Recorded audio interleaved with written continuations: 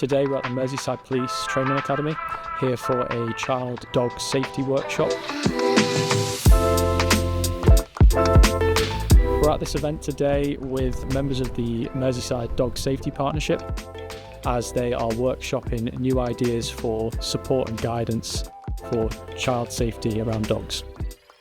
So we're here to demonstrate the Dave virtual reality tool, which is a simulation of a dog's ladder of aggression. So we'll be having people walk up to the dog, noticing the signs, they put their hands towards it, see how it reacts. By providing the digital simulation, it means that people here can try that out without messing with an actual dog. They can see all the different signs, and when they want to, they can reuse it, and then that can help inform some of their decisions later on.